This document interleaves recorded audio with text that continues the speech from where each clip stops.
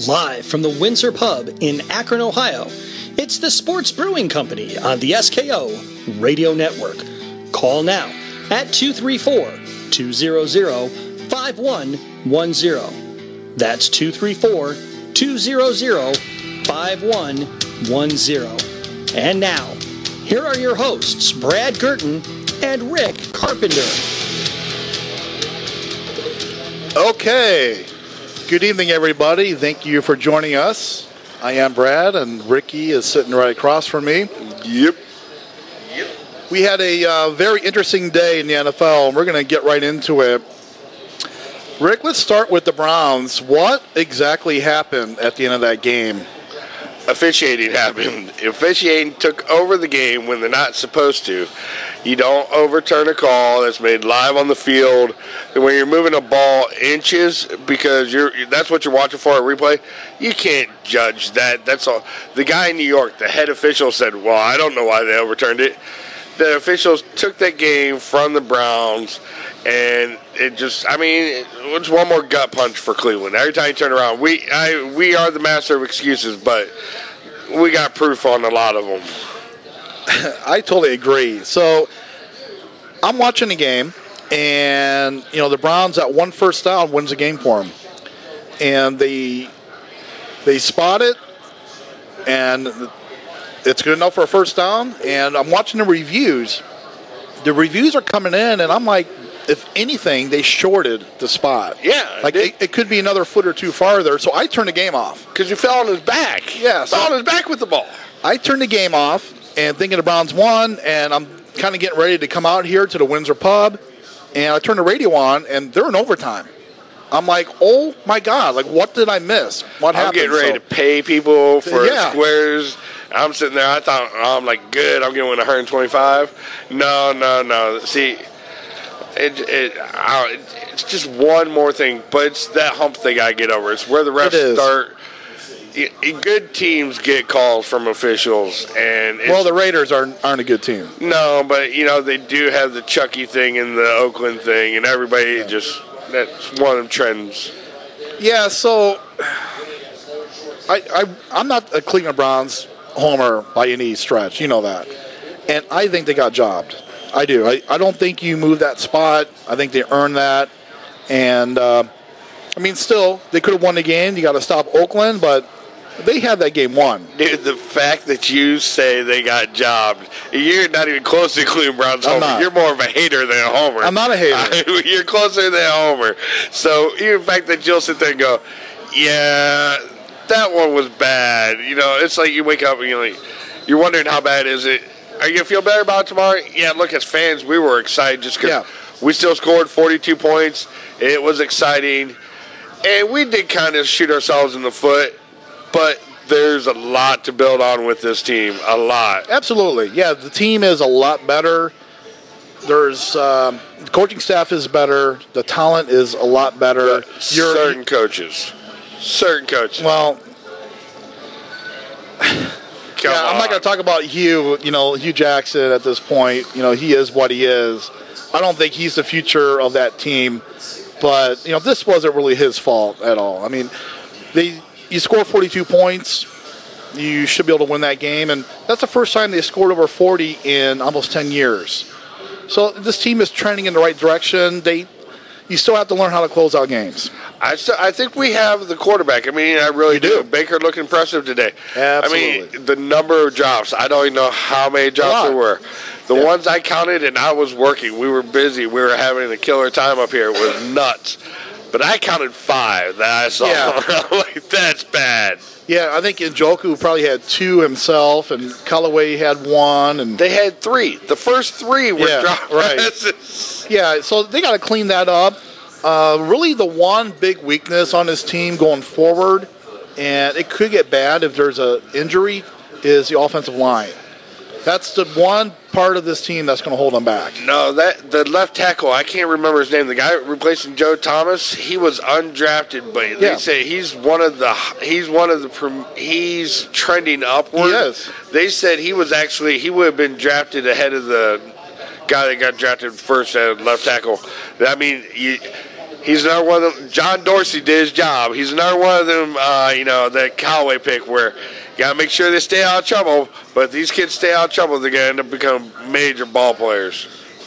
Well, we'll see what happens to them as they play together more. But I think that's the one thing that could hold them back as they go.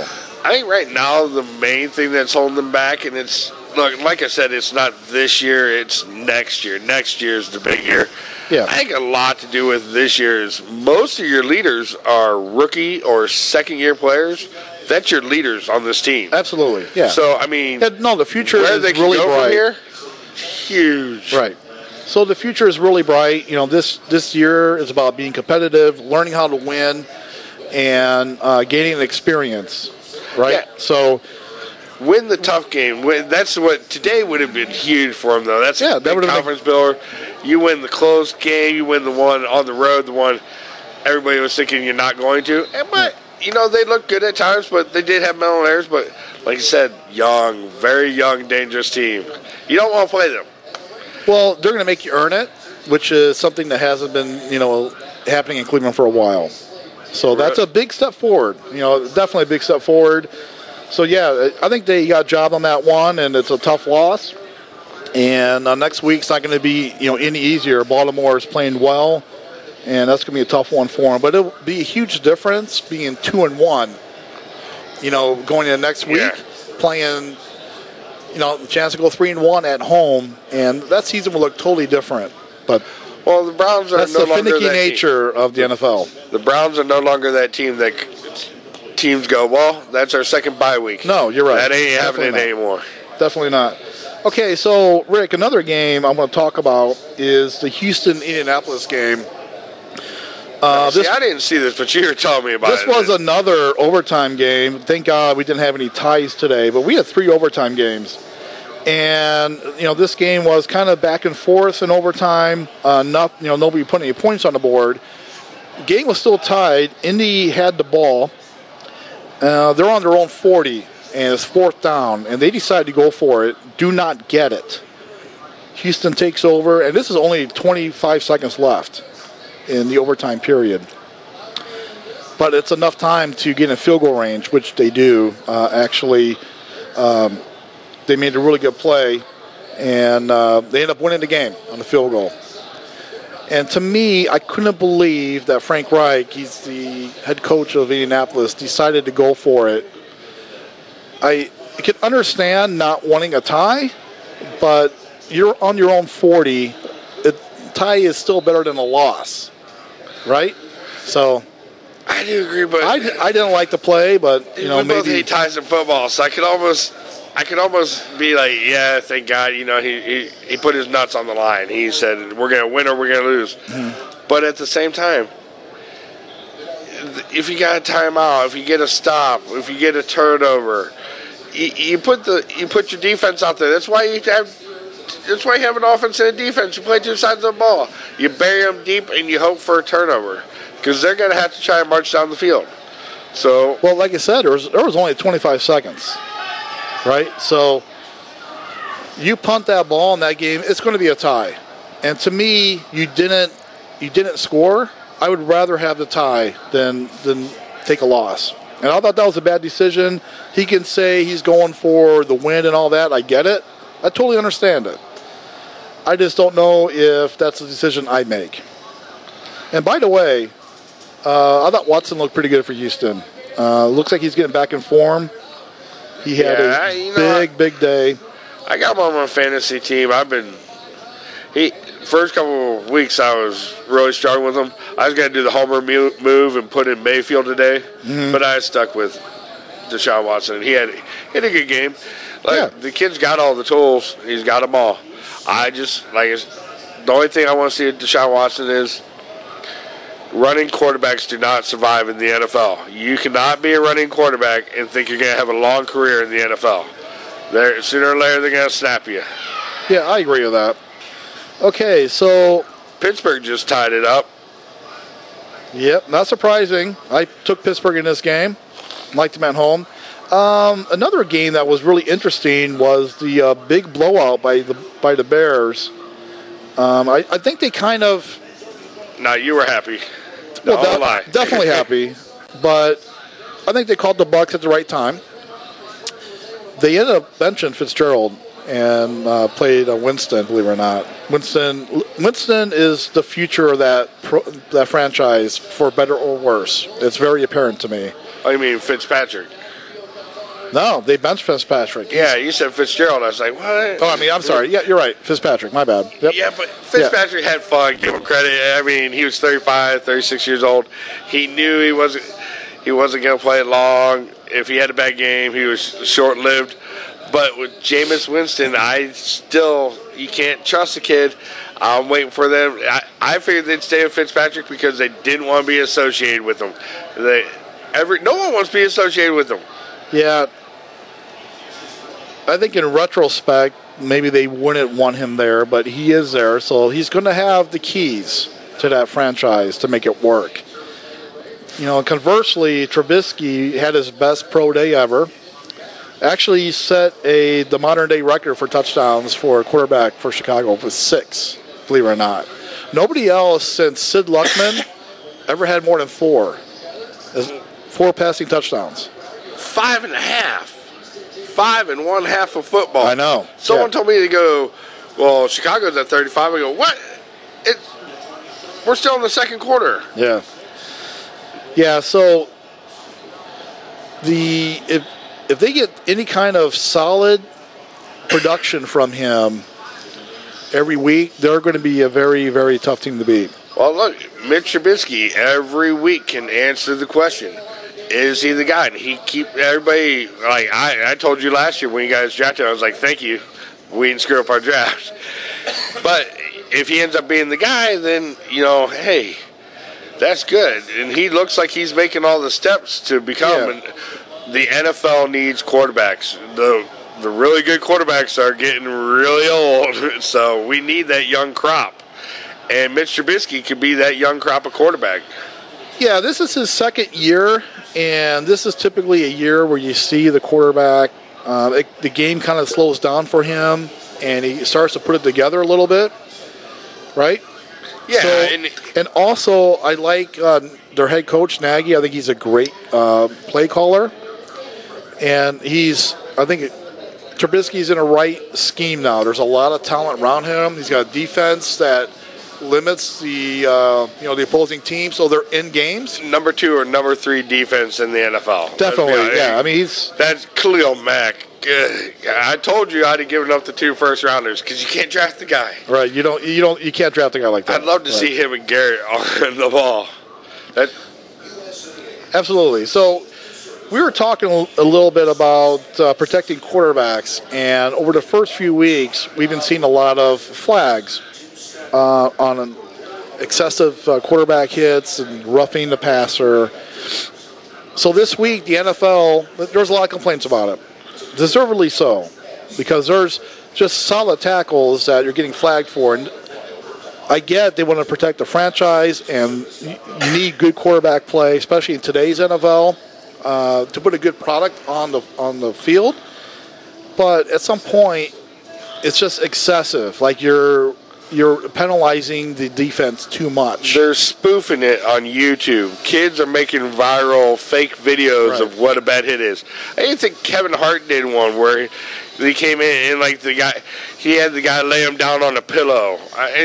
Right. It's a joke. And their clarification isn't much better. It's like the NFL's like, well, we kind of like it this way, but we got to be honest, it's not going to work. It's still a judgment call. I think definitely that last one by Matthews last week should not have been flagged. That was a solid hit. And listen, these guys are running full force. It's really hard to lay off these guys. And the guy got hurt trying to do that. And that was the thing. He said that the rule is he landed on the quarterback with his body weight.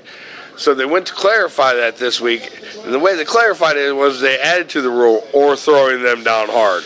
Well, they also said... So there was one on Thursday. They also said if you come in, at full speed and hit the guy, if you make an effort to kind of roll off him, that you supposedly won't get flagged. But that's still that is still a judgment call. Yeah, you're right. The guy from Miami, the guy from Miami's out for the year now.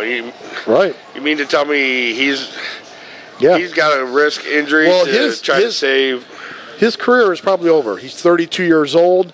He probably won't play in the NFL anymore. That was his last game. Because he was trying to play by their new rules. Correct. I mean, like we've talked about before, if you want to protect the quarterback, you got to protect everybody. Sooner or later, you got to take the helmets off. You got to go back to football. Yep. See how these guys do when they take the helmets off. Okay, we're going to take a quick break. We're going to wrap up our NFL coverage and go into a little bit of college football. We'll be right back.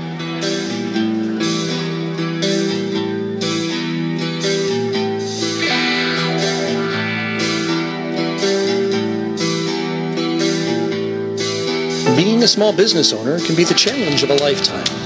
To worry about every little aspect of growing your business is no easy task. Paramount to these is reaching and growing your customer base. That's where we here at the SKO Radio Network can help. With an ever-broadening local, national, and international audience, we can come up with an advertising plan that's right for you and your reach. Easy and affordable rates are available. You can bring your own ad, or we can produce your ad for you right here in-house. Give us a call at 234-706-5857. That number again is 234-706-5857.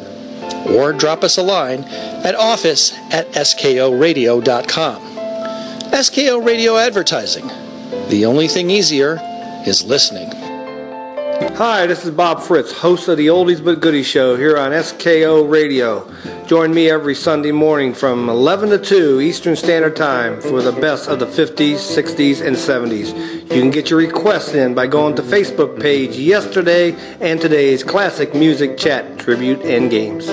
Hi, I'm Debbie McCune from Some Kind of Radio Show. Tune in to us every Friday night from 8 p.m. to midnight. Guarantee you don't want to miss us because you never know what we're going to say or do next. You are listening to the SKO Radio Network. I'm Tony. I'm Sean. Tune in Sundays from 6 to 8 p.m. here on SKO Radio Network. Firearms, Freedom, and Facts. Hosted by Sean and Tony. We're here to discuss all your questions regarding our freedom, politics, and government, Second Amendment, and legal issues affecting our world today. Tune in and listen Sunday nights from 6 to 8 p.m. here on the SKO Radio Network. Hi, this is Casey, and if you're a fan of video games like I am, you'll love the Game Jam here on SKO Radio every Saturday afternoon. 4 hours of the best video game music of all time, from the 8-bit tunes of the 80s to the more orchestrated hits of today. It's everything you love about video games. It's the best way to waste a Saturday afternoon without a controller in your hands.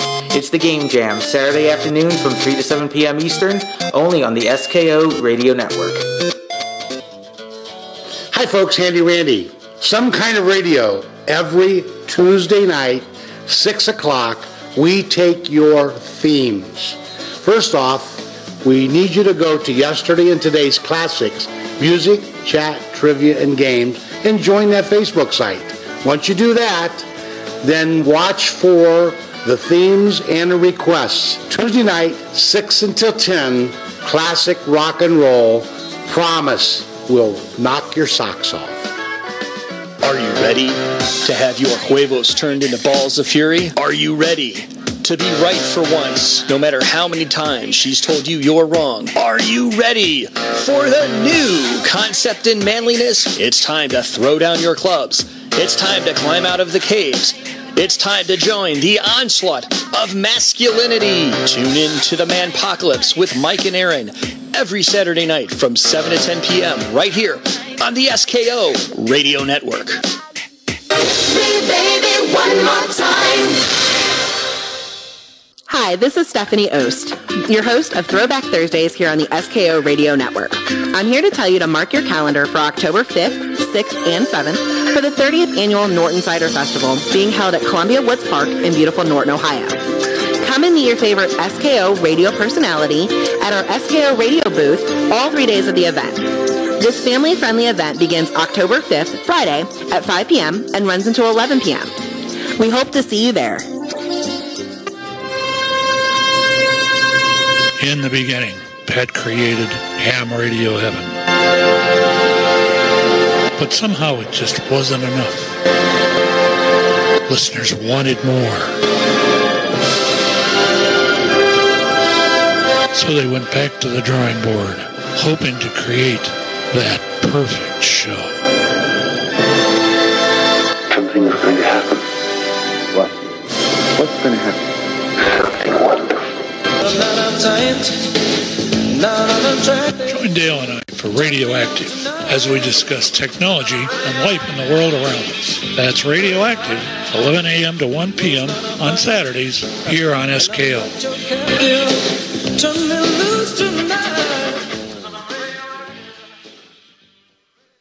Teenagers running amok with their loud music, their crazy clothes, and their interpretive dance that none of us understand? Dang flabbit, I wish someone would explain it all to me. I'd better listen in to that Some Kind of Kids Show with Lori and Alex. It's on Sunday mornings from 10 to 11 a.m. right here on the SKO Radio Network. Hi, this is Stephanie Raquel Kokora, and I run Under Lock and Key from 5 to 6 on Mondays. Come and see me. It's everything they don't want you to know, all in one place. I'm a truth seeker, have been for many, many years, and I do the research. All you gotta do is listen and make your own cantations out of that. And this is SKOradio.com. Hi, I'm Debbie McCune from Some Kind of Radio Show. Tune into us every Friday night from 8 p.m. to midnight. Guarantee you don't want to miss us because you never know what we're going to say or do next. Hi, I'm Stephanie Ost. Hi, I'm Chris Ost. And we're the hosts of Throwback Thursdays here on SKO Network. Catch us every Thursday for our show Throwback Thursdays from 6 to 9 p.m. on SKO Radio Network. Welcome back to the Sports Brewing Company, live from the Windsor Pub here on the SKO Radio Network. The phone lines are open, so call in or text to 234-200-5110. That's 234-200-5110. And now, back to your hosts, Brad and Rick. Okay. Rick, let's continue our conversation with the flags real quick. So, along that subject is the whole thing about tackling correctly, not leading with the helmet. And as you know, during the Hall of Fame weekend here in Canton over the summer, I had a chance to meet and talk with Tim Johnson. He was a linebacker at the Ravens. I played with Ray Lewis.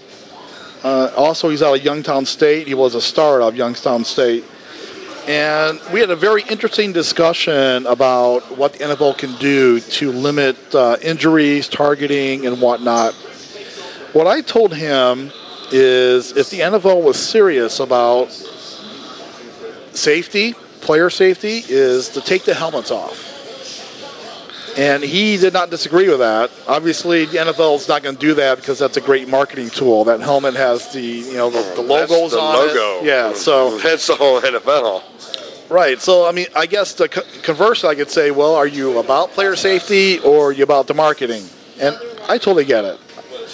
Okay, but I think if you take the helmets off and you maybe go to a leather helmet, these players are going to stop bleeding with the helmet. But Tim had a very interesting rebuttal to that. He didn't disagree, but he said, just take the face mask off.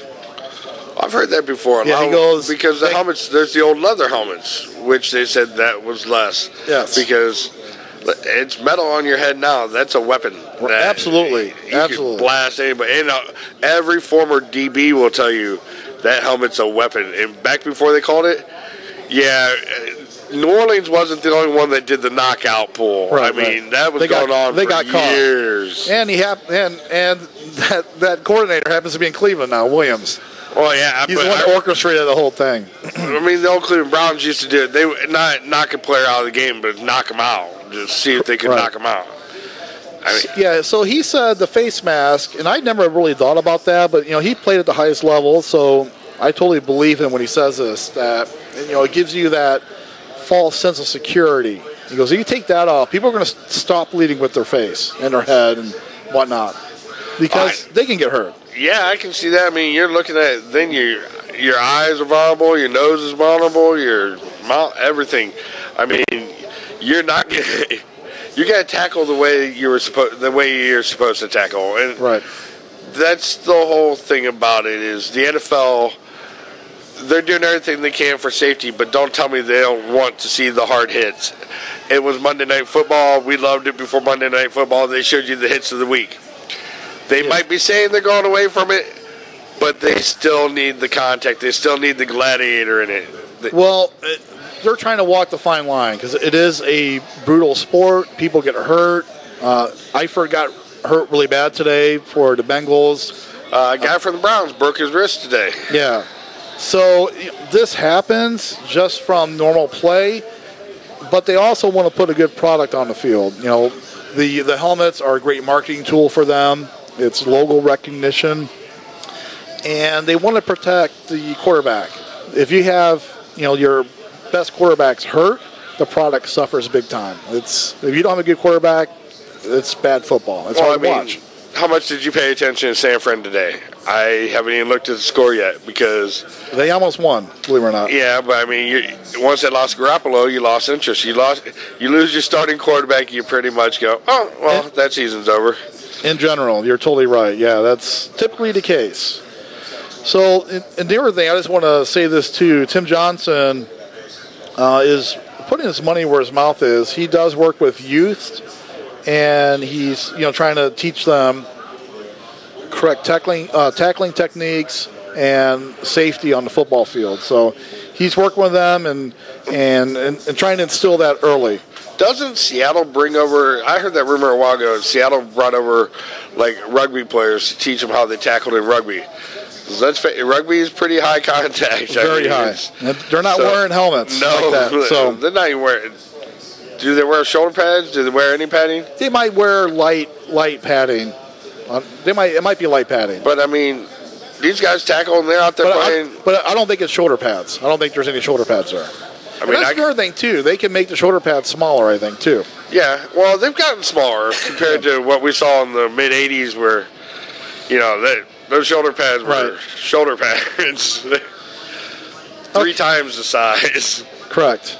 Yeah, I mean, the equipment gets too big and whatnot, and these guys feel invincible. Yeah, they're going to be flying around, and the human body can only take so much. Well, these players actually try to take most of the padding off now. I mean, I've heard things where they actually make them put the thigh padding in because they try to take that out. So, it's just one of the things you look at. The game's going to evolve. It's just how the game evolves and keeps the fans as tied to it as it is, because it's the number one sport right now. That's the whole trick. But their whole problem relies on the QB issue. It's like you're walking a razor blade with that one. You don't want to lose your QB, but you can't overprotect the QB. Accidents are going to happen. Yeah, it's a fine line. So it took a total of 4 weeks for the quarterback class, all 4 quarterbacks, to start a game in the NFL. I don't know what the over-under was for that to happen, but I'm sure it was more than 4. Well, 3 of them weren't even supposed to play this year. In general, that's what they say, but that's not usually how it works. And I think in every instance, Mayfield in Cleveland, Rosen in Phoenix, Allen in Buffalo, and Darnold in New York, I think they're there to stay. Like, that's their future. A lot of these teams in general are not great teams, so they're going to build around these young guys, let them get the reps, and get them ready, for the future. In Buffalo, they got to teach their guy how to slide. This kid won't last long. You remember in preseason, you were laughing about he hurdled a player. Right. In preseason he dove head first for a first down preseason, and then he hurdled a player last week. You're in the NFL. Everybody is faster than you are now at quarterback. Everybody on defense is just as fast as you are at quarterback. You got to get down. The franchise is on you. Everything goes through you. Pretty sure his head coach was like, man, I wish he was second year. Right. Well, I'm sure the head coach talked to him about that. You know, he's not in college anymore, right? So he's not out in Wyoming, you know, playing against inferior players. This is the NFL. He'll learn quick. I watched a little bit of that game today, and the one thing, and listen, he's only played in three games now. The one thing that stands out to me was really the big question about him coming into the NFL was his decision-making and his touch. I think he still has a problem with the short passes.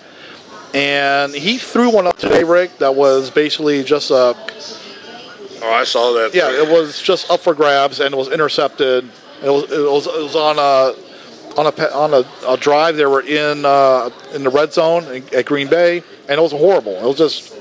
You just got to either take the sack, or he was out of pocket, just throw it out of bounds. Well, we were watching that game. Live for another day. We were watching that game, and I was talking to John, and...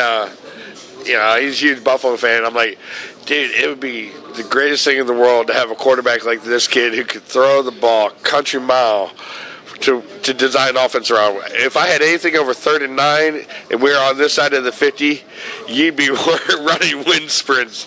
Like, just step back and let it rip. If it gets picked, it's a punt. I don't care. Right. Let's go. Yeah, I mean, that's all part of the learning process, but I thought that was just interesting to see. I think that's a big thing for him. And Darnold, too, I think he's got it's baptism by fire. You know, it's winning and losing is a very fine line in the NFL. I think every time I watch the NFL every week, like the Browns-Raiders game, and you could go down the list. You could name almost all the games today. They're all close, and you know there's a lot of games are close. The Houston-Indianapolis game, the Oakland game, the Seattle game, the Chargers game. They're one-possession games. A lot of drama. It's back and forth. This is exactly what the NFL wants. Exactly. Well, and the more even all the teams are, and the better the races, everything is, the more people quit about the quarterback. That just kind of goes in the back of your mind because every team you're watching right now has a chance, and you're sitting there going, "Wow, there's legit like 4 teams that are terrible." And the rest of them, you're sitting there going, well, any Sunday, that team might be able to beat this team. It truly is. I think even with the Rams, I mean, the Rams look like the best team so far in the league. But they're going to lose games. It's just the way the NFL is structured. Well, Jacksonville looks tough too, but they're going to lose. It's going to be one of their higher-rated seasons as it goes on. Yeah. So, yeah, I mean, the Rams game, that's a one-possession game. The Cincinnati game, great road win, by the way, for the Bengals at Atlanta. That was actually a one-point game. The Dallas-Detroit game, one-possession game. Tennessee-Philadelphia, great comeback win for Tennessee. That's a one-possession game. Houston-Indianapolis, we touched on that earlier, one-possession game. Oakland game, obviously, that's one possession. Seattle, Arizona, one possession. And the Chargers, San Fran. This is what the NFL wants, and it's kind of how it's designed. It's very competitive. Games turn on one call or one possession, and it's a lot of drama. It's almost a male soap opera, really. Oh, I know. Every single play matters, and it's just made for great TV. And look, I'm having a blast. Well, I don't like the new quarterback rules, and there's a couple other rules we can talk about that I don't like. Yeah. I like defensive football, but that seems to be an afterthought in the NFL. I love defensive football. I think defense is pretty much done. That's probably because I grew up in the Chicago area, and Chicago's known for their defense. Same thing here. The Browns fan, we had the dog pound. That's what it was. You were. When you didn't score, you weren't worried about it. You're like, go get me that ball or knock that guy out. I mean, that was hard-nosed, tough, full contact, pin your ears back and go get the ball, football. So real quick to wrap up the NFL here for the time being is there is only two teams that are undefeated left: the Rams and the Chiefs. And the Chiefs haven't played this week yet. They play tomorrow night. Rick, there's only one team that hasn't won yet. That's Phoenix. Arizona. So they're bad. That right there shows the parity in the league. Yeah. Everybody finds a way to win and lose. So, okay, let's talk a little bit about the game of the week in college football, which I believe was the Ohio State-Penn State game. Oh, that was a hell of a game. Great game, very entertaining. Two very good teams. They're not perfect by any stretch. I thought Ohio State showed a lot of resiliency, and I liked their young quarterback. I mean, what he was able to do on the road in that environment to come back and win, that's a lot. That's a big win.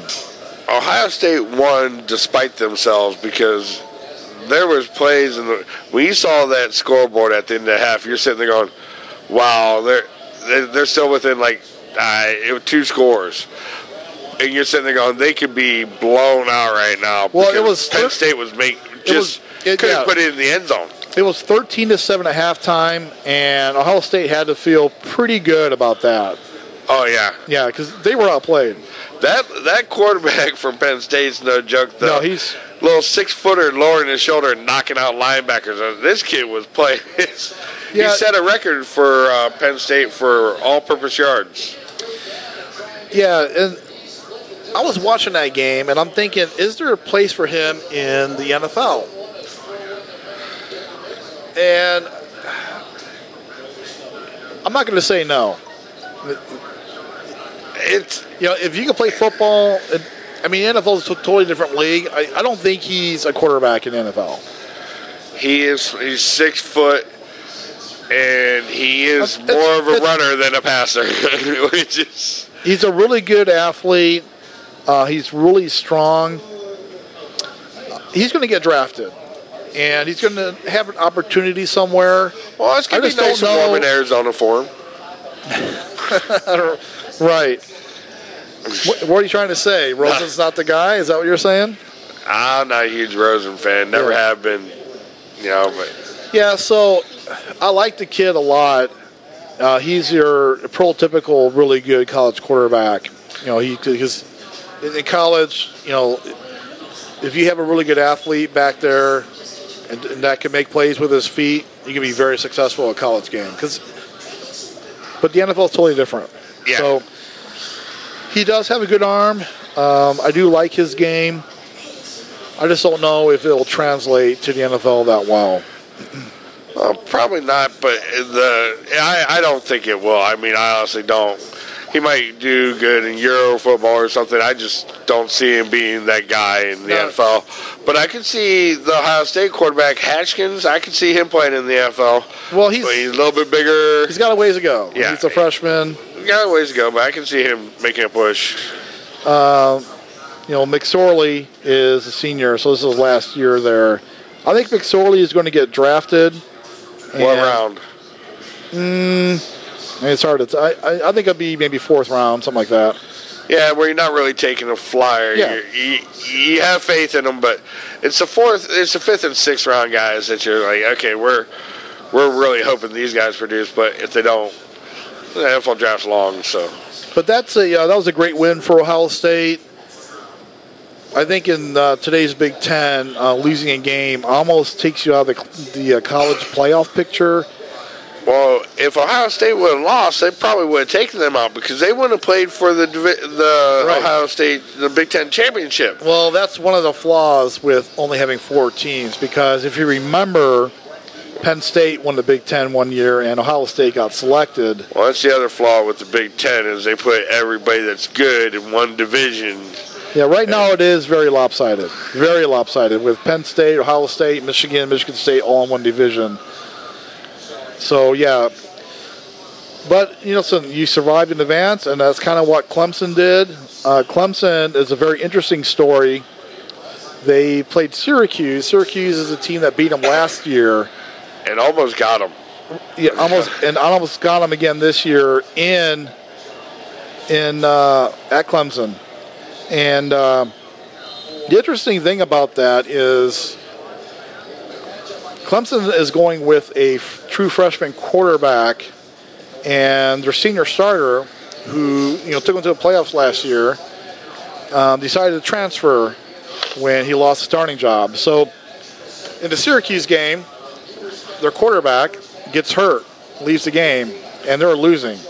So that was a big, big win for them to hang on without that senior quarterback, Bryant, and with their freshman hurt.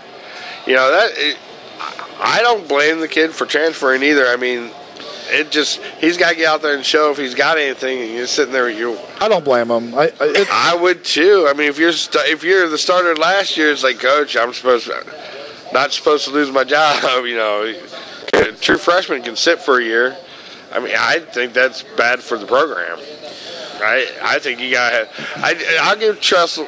Not Tressel, but Urban Meyer a lot of credit for that, because he always tried to stay loyal to the quarterbacks. That he started Cardinal Jones and all that. He was fair to everybody.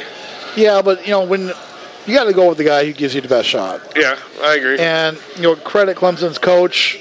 He told Bryant before he played in the 4 games where he would exhaust his eligibility, so he can now transfer and still have a year left. So that was a pretty classy move and gave the kid the opportunity to do what he feels is best for him. At the end of the day, no matter what anybody says, college football is still big business too.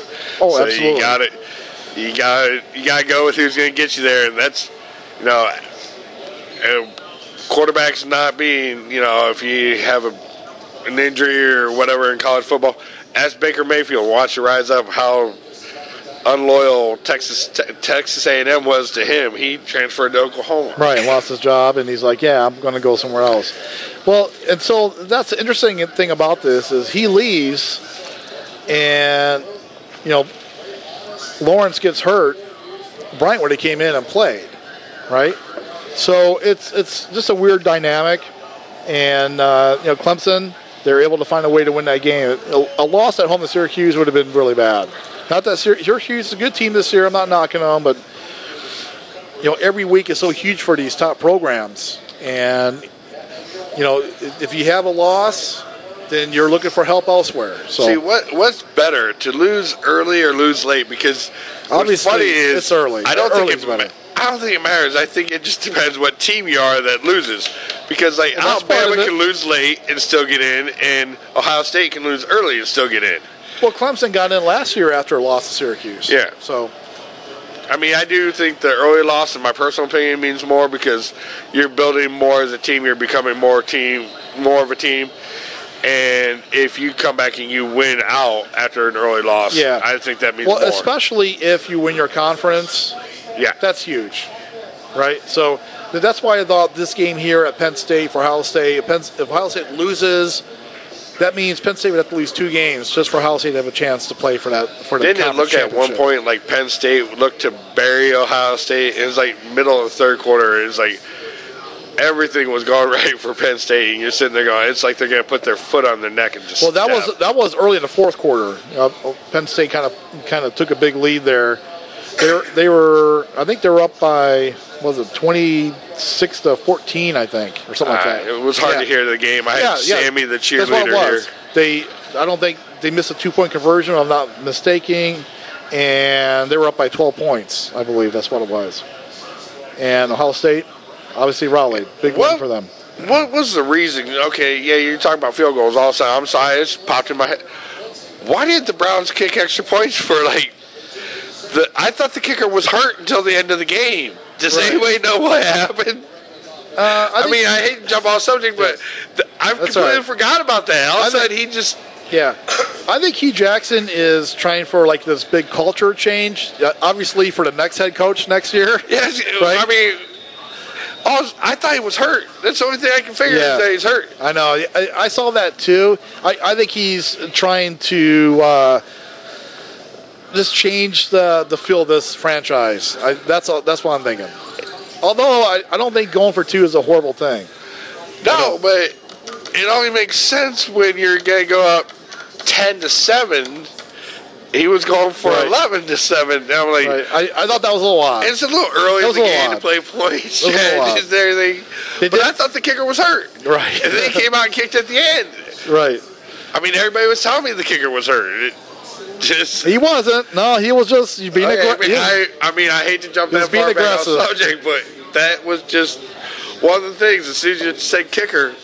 So one last thing here on college football. Rick, would you believe me if I told you that Nebraska, who lost again, they lost at home to Purdue, has the second longest losing streak in the FBS right now? Wow. Nebraska. Wow. That's one of the blue bloods of college football. And I grew up, when we were young, Nebraska was good, Purdue was good. The blue bloods are changing. I mean, remember, Notre Dame used to be always dominant every year. I mean, I remember last time Notre Dame being relevant. I mean, even Florida State is going through a hard time. Florida schools, period. I mean, the Hurricanes, the Florida State Seminoles, what's the other one? Gators, and you got the Hurricanes. Yeah, I mean, they haven't been at the same level, for sure. Florida's been down a little bit for a while. It's almost like Nick Saban took over and just said, hey, look, guys, this is my league. You guys just figure it out. I think everybody is chasing Alabama.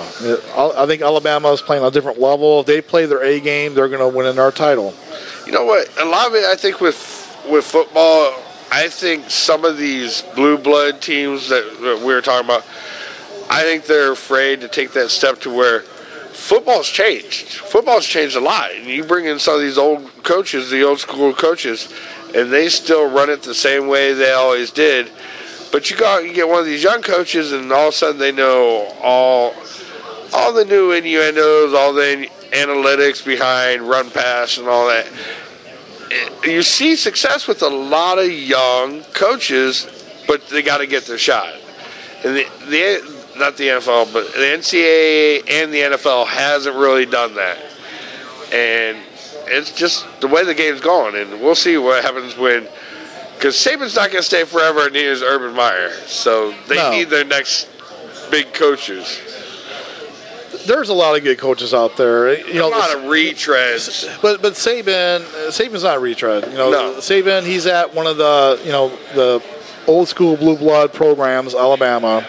And he built it up. It's a big name. He can recruit. He's getting anybody he wants, basically. And he's as good a coach as anybody in the game. And I think Urban Meyer's right there with him. Clemson's coach is right there with him. I don't know why his name's eluding me at the moment, but yeah. So I thought it was interesting just how far Nebraska's fallen here. 8 straight losses is incredible. When I saw that, who has the most, just off the top of your head right now, who has got the longest losing streak in FBS? I have no idea. The game's probably not even on TV. UTEP Miners has the longest losing streak in college football. Did you just Google useless information for college football to come up with that? When I saw Nebraska had the second longest, I had to find out who had the longest. So that is so sad. Yeah, to me that's just amazing. Nebraska, there's really no reason for them to have an 8-game losing streak. Who's it played this year? Let's go over who's Nebraska played this year. You gotta find the schedule. Because you start with the cupcake every year. It's not real pretty, dude. You gotta remember they started the year, which is probably a good thing. That rainout game against Akron. Remember? Oh, yeah. So, yeah, Akron, that would have been a hell of a win for them if they could win that one on the road. That's all I'm going to say. I will bring up Nebraska's schedule here. I'm bringing it up right now, and we'll take a look at it. They just got beat by Purdue. Purdue's not a bad team. That's a legit Big Ten team. Yeah, I mean, they're a little better this year or the last 2 years than they've been recently. Let's see here. So Akron was a postponed game, and the funny thing about the Akron game is Akron wanted to play the next day, and Nebraska turned it down. So I see. I had heard something about that. Yeah, they're like, no, we're not going to do that. Why wouldn't you play? You can't tell me. Well, it's weird because obviously they're paying Akron like $1 million to go play, and I know they're litigating about that money. I don't know what happened. Yeah, I heard they tried not to pay them since they didn't end up playing the game. Correct. So see, that's messed up. So they lost to. They are 0-4 this year. They played Colorado, Troy, Michigan, and Purdue. Look, I give you Colorado. You can lose to Colorado. You can lose to Michigan. You can lose to Purdue. Troy's embarrassing. Troy's embarrassing, and it looks like you're afraid of Akron U. Right. I mean, it honestly does. Make it up. Play the game at the end of the year. You got enough toilet boils going on anyways to start in December. You can replay this game. Right. Yeah, no, it's I mean, it would be probably as entertaining as the first bowl game we watch. Yeah, I mean, this is one of those years that's going to be a real big embarrassment for Nebraska, and that's just part of their story. You know, it's just going to be one of those you look back like, oh my God. So Scott Frost, he's got a lot of work to do. He inherited a really bad program at the moment, but he'll bring it around.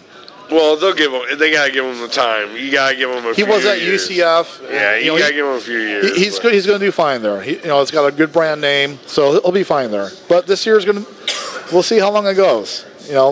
They are officially, they're on winless watch. I was going to say. They are. I mean, I don't think their schedule gets much easier because they're not playing all Big Ten. It's Big Ten teams. It's Big Ten teams the rest of the way. There's a couple Big Ten teams they should have a chance against. But they're pretty bad. So pretty bad. We'll keep Troy. We'll keep a watch on them. Okay, we're going to take another quick break, and we're going to get into baseball here. Baseball season is kind of over. There's still games to be played tomorrow, believe it or not. But the playoffs are right around the corner, and baseball playoffs are awesome to watch. So we're going to talk about that, break that down, and we'll be right back.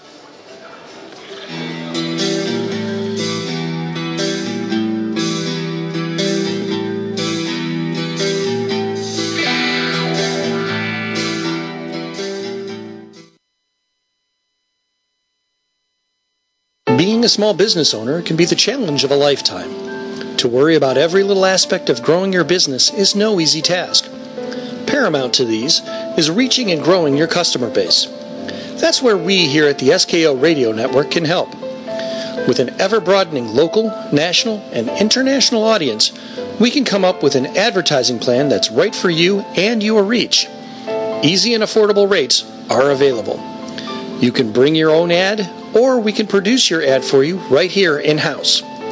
Give us a call at 234-706-5857. That number again is 234-706-5857. Or drop us a line at office@skoradio.com. SKO Radio Advertising. The only thing easier is listening. Hi, this is Bob Fritz, host of the Oldies But Goodies show here on SKO Radio. Join me every Sunday morning from 11 to 2 Eastern Standard Time for the best of the 50s, 60s, and 70s. You can get your requests in by going to Facebook page Yesterday and Today's Classic Music Chat, Tribute, and Games. Hi, I'm Debbie McCune from Some Kind of Radio Show. Tune in to us every Friday night from 8 p.m. to midnight. Guarantee you don't want to miss us because you never know what we're going to say or do next. You are listening to the SKO Radio Network.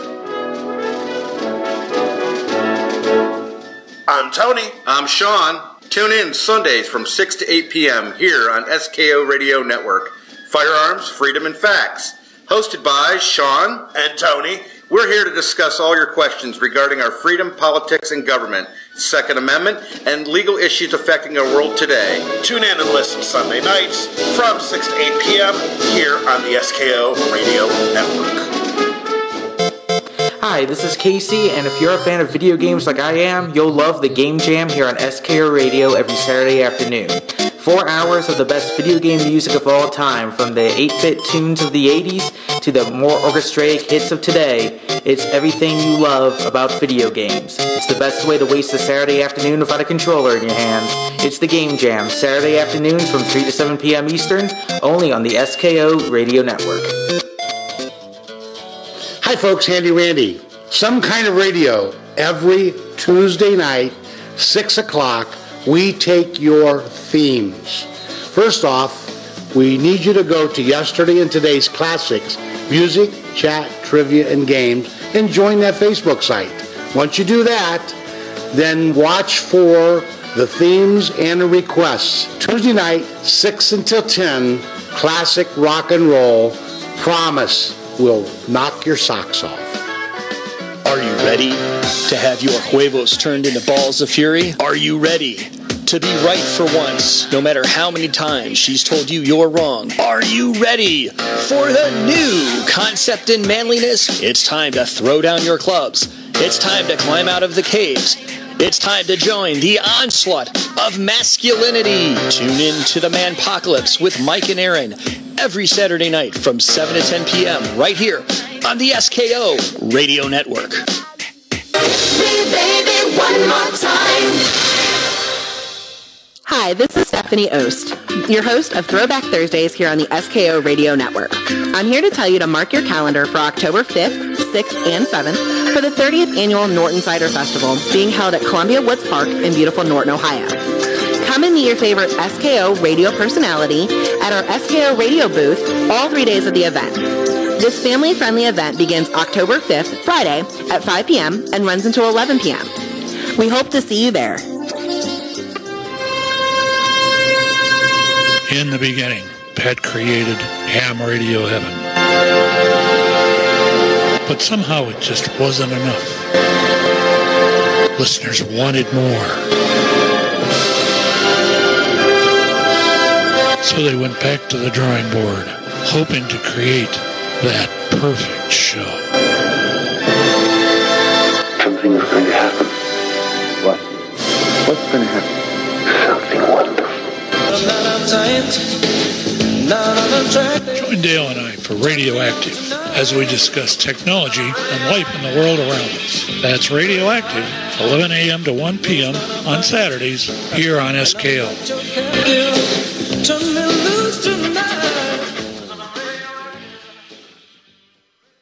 Teenagers running amok with their loud music, their crazy clothes, and their interpretive dance that none of us understand? Dang flabbit, I wish someone would explain it all to me. I'd better listen in to that Some Kind of Kids Show with Lori and Alex. It's on Sunday mornings from 10 to 11 a.m. right here on the SKO Radio Network. Hi, this is Stephanie Raquel Kokora, and I run Under Lock and Key from 5 to 6 on Mondays. Come and see me. It's everything they don't want you to know, all in one place. I'm a truth seeker, have been for many, many years, and I do the research. All you gotta do is listen and make your own cantations out of that. And this is SKOradio.com. Hi, I'm Debbie McCune from Some Kind of Radio Show. Tune in to us every Friday night from 8 p.m. to midnight. Guarantee you don't want to miss us because you never know what we're going to say or do next. Hi, I'm Stephanie Ost. Hi, I'm Chris Ost. And we're the hosts of Throwback Thursdays here on SKO Network. Catch us every Thursday for our show Throwback Thursdays from 6 to 9 p.m. on SKO Radio Network. Welcome back to the Sports Brewing Company, live from the Windsor Pub here on the SKO Radio Network. The phone lines are open, so call in or text to 234-200-5110. That's 234-200-5110. And now, back to your hosts, Brad and Rick. Okay, we're back here. And again, feel free to call or text us if you want to talk about anything we've talked about, NFL or college football, 234-200-5110. Again, you can call or text. Okay, Rick, so baseball is coming to a conclusion here. It's obviously a grind. But we have more games to go here. There's the National League Central, Milwaukee and Chicago tied for the division title. Both teams have qualified for the playoffs, but they got to find out who's going to win that division. Extra game tomorrow. That's also true with the National League West, with Colorado, who's playing well. Milwaukee's on fire right now. Colorado and LA play tomorrow afternoon as well for the division title. And those games actually count toward the regular season. The winner of the Cubs-Milwaukee game is going to have home field for the National League. Loser obviously plays in a wild card. That'll probably be Wednesday. Go Milwaukee. I like Milwaukee in that game as well, Rick. I do. I can't stand the Cubs. After Joe Buck. Talk about hating. Yeah, it is. Joe Buck. Still here. Kyle Schwarber. Somewhere. Get ready for Milwaukee. Get ready for at least a week of Schwarber coming up here. And then in the West, with Colorado and LA, I like Colorado in that game. So I'm going to take both road teams to win tomorrow. And the loser, obviously, plays in a wild card. Colorado would play the Braves. And let me just double check here. Let's see. The winner of that game is going to have home field against the Braves in the division series. So both winners are going to have home field in their first series. The winner of the Central is going to have home field through the National League. The other thing, Rick, that's interesting to me, I'm a lifelong baseball fan. I grew up. That was my favorite sport growing up. There's another baseball game tomorrow. It's a meaningless game between Miami and Pittsburgh. Another baseball game. See, you said it. Right. Another. It's meaningless. Always another baseball game. Let's shorten the season. I can get more interested if we shorten the season. Well, that's maybe a topic, a conversation for another time. But Miami and Pittsburgh play tomorrow. I'm really not sure why. But neither team has got a shot for the playoffs. Pittsburgh's only got 82 wins. Miami's got 63.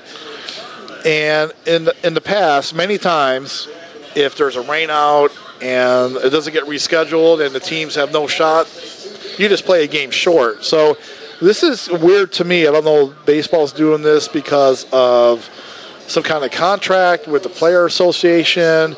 Obviously, there's money involved. So I don't know if they've changed their stance on that. But I know in the past, many times, almost every year, there'll be teams that play 161. I've seen 160 games played. So well, it's a lot of revenue, but you got to wonder how much revenue they're actually going to get at the stadium. They're not going to get much tomorrow. It's going to be a very small crowd tomorrow. Yeah, I imagine it's going to be. Where's the game at? It's in Pittsburgh. It's maybe they're looking at Pittsburgh. It's the last time you get to see the team. And Pittsburgh fans showed up a couple years ago for the wild card, so maybe this isn't a wild card game, Rick. No, it's not. But it's the last baseball game in Pittsburgh for the year. Yeah, it's going to be. You got to market it somehow, right? I mean, it's going to be a small. Sold out. I doubt it. So yeah, the National League's kind of in a flux here. We don't know the matchups at this point. I'm going to make a prediction though. And I don't know why. Give me Milwaukee on the National League. Give me Milwaukee to come on the National League this year. They are playing great, and it doesn't always translate. I get it, but I like their team. Wow, going against your little buddy Schwarber over there. I mean, come on, you're a Cubs fan and going against. I give you credit for doing that. I'm not a Cubs fan.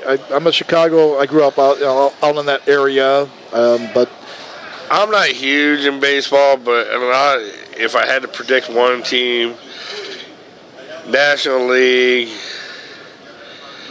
I'll go with the Dodgers. Well, they probably have the most talent. They do have the talent. They can't put it together. Kershaw has not been great in the playoffs, and I think it's going to continue. There's something about that team I don't like. I don't know what it is. The LA factor. I don't know if that's it, because I have actually picked them in the past, and they continually fail. And this might be the time that they put it together and it does happen. I'm not seeing it. I think there's other teams playing better and that are really good. And that's why I'm going to go with Milwaukee. I think Milwaukee's going to come on the National League. The American League is, I think, a little more interesting. Some of the matchups and teams are really good stories. The wild card game is Oakland and New York. New York is going to be favored in that game. They probably should be, but they're not going to overlook Oakland. And Oakland's hard to figure out because their pitching staff is it's a hodgepodge. Their top starter, Sean Manaea, has only 12 wins, and he's out. He's hurt. He won't even pitch. Right. There's no one else on the staff that has 10 wins. They have. I did a little looking at it.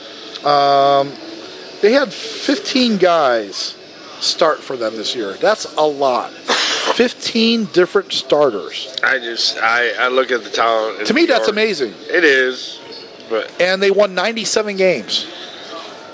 Think about that. They almost won 100 games. Well, I don't know. Cleveland got lucky they're in their division. Right. Yeah, well, of course. Yeah. They, on June 17th, which is almost midway through the season, they were 36-36. That's impressive. They finished the year going 61-29. And that's a 68% winning percentage. That would put them, if they did that for the year, it's 110 wins. And so that wasn't over a month. Right. That's over more than half a year. Yeah, you can't argue with the numbers, but no, not at all. They've been the hottest team for the last 4 months. Well, and I remember you talking about it. Came up about 3 months ago how Oakland's starting to turn it on. Yeah. I was watching some sports show and they're like, "Yeah, don't count Oakland out." And I'm sitting there going, "They're way." And then all of a sudden it's Oakland's right there. And then they were way behind Seattle. There. Yeah, Seattle was the leader in the wild card by a pretty good margin. It was like 10 games, wasn't it? It was close to that. And Oakland was just unstoppable. And it's weird. Like, their biggest strength is their bullpen. Their bullpen is, it's the best in American League. I know they gave up a lead tonight, so the ERA probably went up a little bit, but they led the American League in bullpen ERA during the year. They have a lot of really good arms out there. Oakland is going to try to shorten the game. They're going to get 4 or 5 innings out of their starters and go right to that bullpen and try to shut you down. Their lineup is really balanced. They have the home run leader in American League, actually Major League, 48 home runs. Chris Davis. Interesting stat by Chris Davis, Rick. This is one of those weird baseball anomalies. Yeah. And stats were... baseball was made for statisticians, right? Oh, yeah. So, Chris Davis... He batted .247 this year. This is the 4th year in a row he batted .247. To me, that's just amazing. How do you do that? I don't know. I mean, that's just really interesting, and that's one of those weird anomalies. It's right next to there where Troy or whatever was worse in Nebraska. Right. Well, where do you find these numbers at? I don't think that's an anomaly anymore. You mean UTEP, the minors? Whatever. Yeah, losing to Troy was an anomaly this year for Nebraska. Yeah, so Oakland is really resilient. They have a balanced lineup. I don't know why. Give me Oakland in that series, in that wild card game against New York. Look at if New York's going to hit the ball.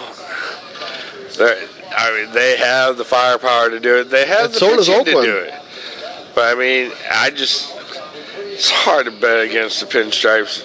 I'd love to. You're buying in the East Coast bias, Rick. I know. What you're doing. Yep. So, the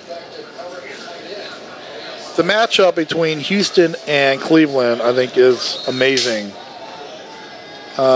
This is probably the worst matchup for both teams. Actually, I think both teams are pretty similar. They have really good lineups. Houston, this is a weird year for Houston, and they still won 100 games. They didn't get great years. Actually, they won 103. They didn't get great years from Altuve, Springer, Correa. probably your three, big studs in that lineup. Correa was hurt for an extended period of time. Springer spent time on the DL, so did Altuve, and he still won 103 games. Yeah, look. That team's scary. The Tribe's going to have to hope that the pitching's on. Of course. They're going to need their younger stars, the guys that want to get paid in this league. They're going to need them to show up. Because Ramirez and Lindor kind of disappeared in the second half. But if they can get their pitching, Bauer's back. And they struggled against Kluber's New York last year. There. These guys, the Indians have the pitching and the talent to do it. It's just... Absolutely. Indians are good enough to win it all. They are. They are. But it's weird. But there's a lot of good they played teams. So bad this year compared to what... Yeah. They're in the playoffs, so they ain't played. They won that 91 bad. games. They won 91 games. They ain't played that bad. But compared to the team that you see on paper, they played really bad. Like against bad teams, they got beat. They're in one of the arguably worst divisions ever, and they only won 91 games. The other thing is they struggled against the good teams this year. Oh yeah, the teams over 500 like Oakland, Seattle, Houston, Boston. Well, they just beat Boston in a series, though, and that was... They did. I think that was mentally big for them. Overall, they struggled against good teams. Oh, yeah, I do. There's no doubt about it. But right after they beat Boston, they lost to Kansas City. Wasn't it Kansas City they lost to right after they beat Boston? It's like, yeah.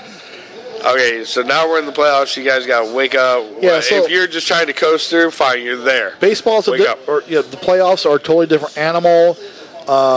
Cleveland has the pitching, definitely the starting pitching.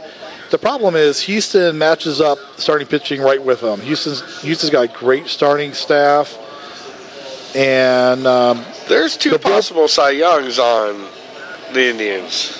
Yeah, we're going to get to that here in a minute, Rick. You're right. And there's a couple Cy Young candidates on Houston as well. But, the bullpens, I give a slight edge to Cleveland, the bullpen, a slight. Houston, they've had a guy who, Giles, who kind of just lost it during the year, so they've had to replace him. So I give a slight edge to Cleveland. One of the biggest advantages to me is Houston's outfield defense. It's a lot better than Cleveland's. And sometimes a small play like that will make a difference. To the outfield. Right. Can't play second base the way he's in the outfield. Yes.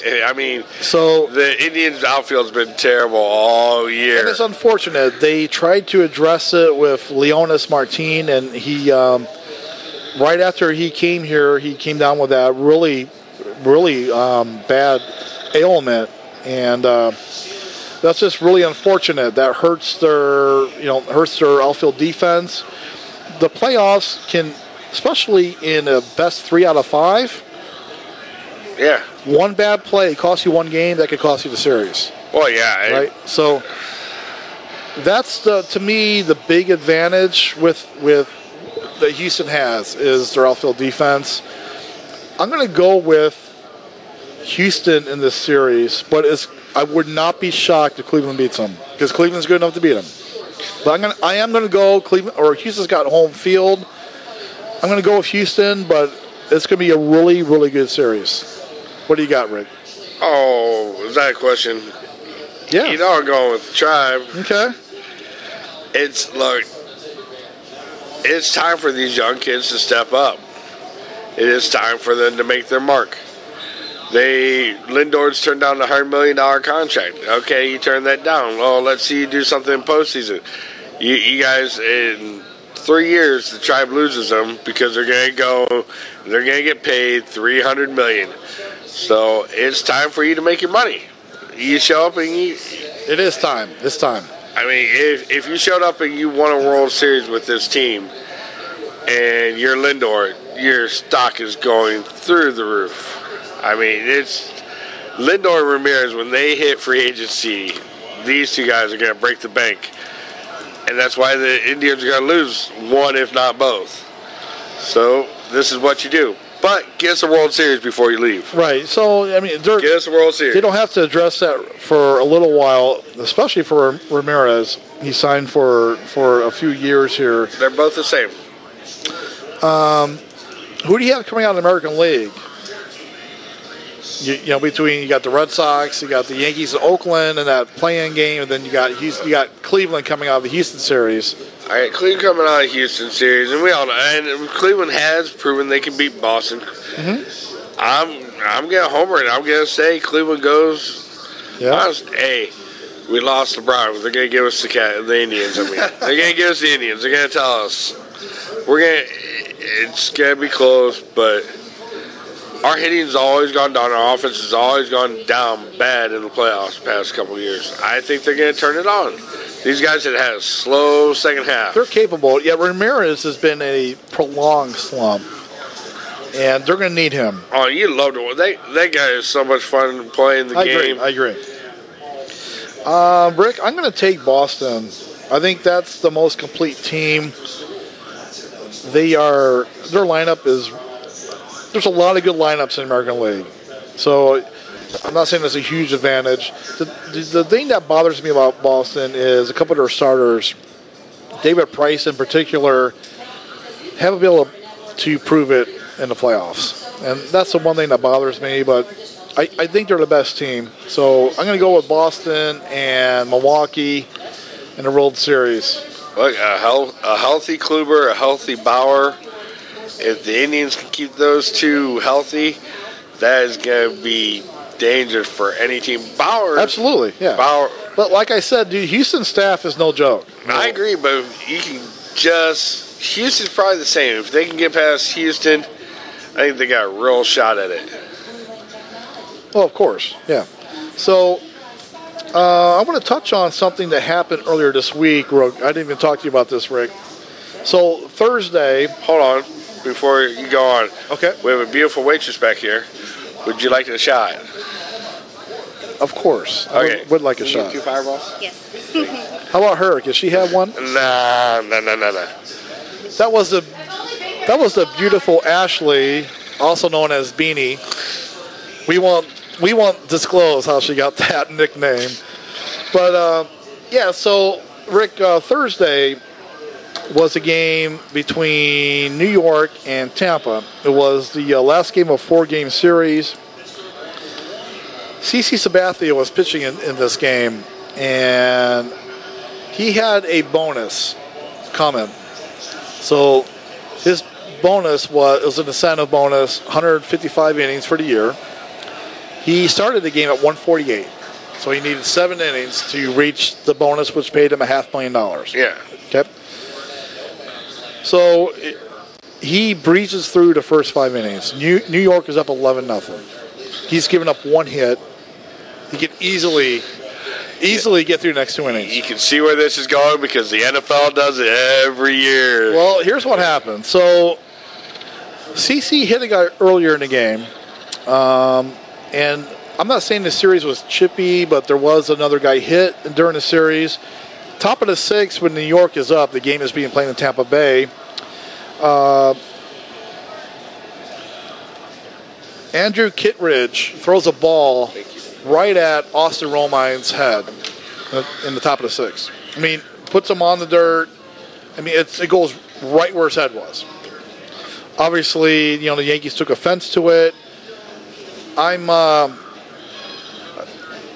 there's a lot of people who don't like, bean balls. I think there's a place in the game for it. I don't like balls thrown at people's head. So I would be pretty upset about that too. The biggest, maybe the guy that was most incensed was CC. Okay? So keep this in mind. So CC comes to pitch in the bottom of the 6th inning, and he's just 2 innings away from getting his bonus. Plunks the first guy and gets tossed from the game. And to me, that's a team player, dude. Taking one for the team. I will give him credit for that because, we always complain about Wednesday and about, you see what's coming. But in the NFL, how many times have we seen, like, a guy's 5 yards short and they won't give him the ball to get his bonus? Right, yeah. No, that wasn't it, Rick. I knew what you were going at. That's CC forfeiting the money for his team. Yeah. And, that's one hell of a teammate. I agree. I thought that was very interesting. That's one of the ones where someone on the team, except for CC, is one of the pitchers that's made a boatload of money. Like Tristan Thompson or someone the guy that ran off the Cavs bench and destroyed one. LeBron got hurt and someone tried to take over. It was a small fight, but LeBron paid his fine.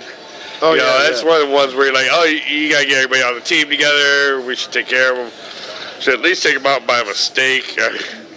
Right. So this is another thing that made this interesting to me was that. All right, we're gonna do these shots real quick here. Can't get warm. All right. Yep.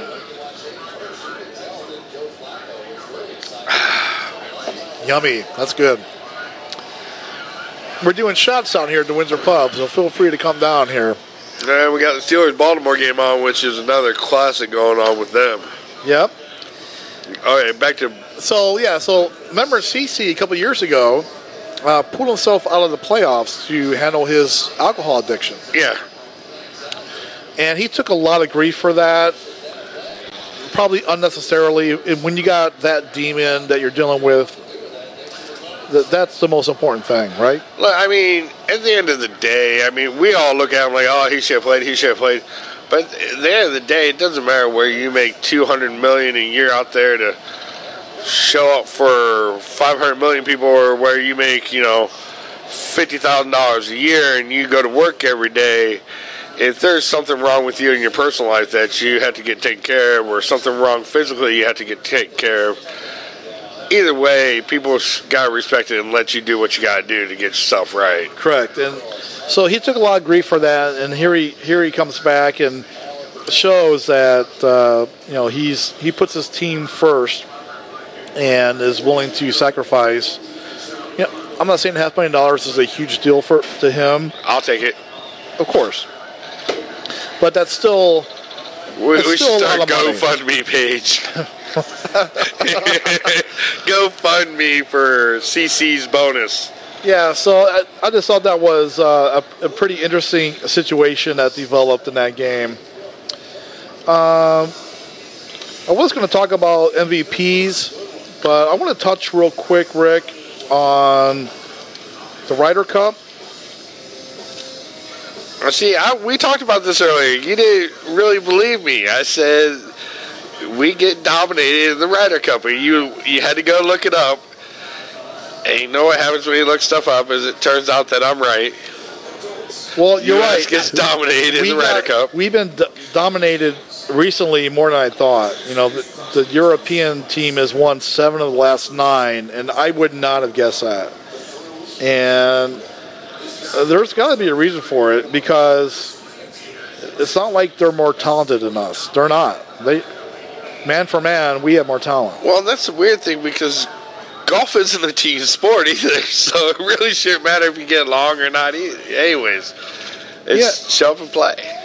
Right. Well, there's a lot of this is team oriented, though. Guys got to play together, and I think over the years, the sport, as you said earlier, I think off the air, was invented in Europe, and maybe they just kind of play better together when it comes to floorball and. Do you know why golf is 18 holes? And I'm 50% Scottish. All right, this is true. Golf is 18 holes because that's how long it takes to finish a pint. Not pint, a fifth. My fault. Fifth. 18 holes to finish a fifth. That's why it's called the 19th hole when you get back and get a beer and a shot waiting for you. Yep. Yeah, I'm surprised they haven't made you change a name for golf yet. That's going to be next on the LGBTQ whatever. They're not going to be allowed to call it golf. Why is that? Because golf, what it stands for, golf is gentlemen only, ladies forbidden. That's what it originated as. Is it? I never heard that. Yeah. Never heard that. Yeah, so the European team won 17.5 to 10.5, and for those who don't know, that's an ass whipping. Tiger flatlined. They got dominated. Yeah, I mean, Mickelson and Woods, when they combine 0-6, obviously, they're getting older, especially Mickelson. Mickelson's older than Tiger. You can't have that happen, with two of your stars, going 0 for. So that's. You expected a better showing from Tiger too. I mean that was a bad showing for Tiger right after you. It was. I mean, you win one, and then turn around and get crushed. Yeah, I mean that's how it's been for a while. So yeah, it's been a trend where the European team has really been. I mean, it's over 20 years. They're taking us to the woodshed here. So we're going to take a quick break, and we're going to come back with one last segment, and we're going to give our picks for the NFL. All right.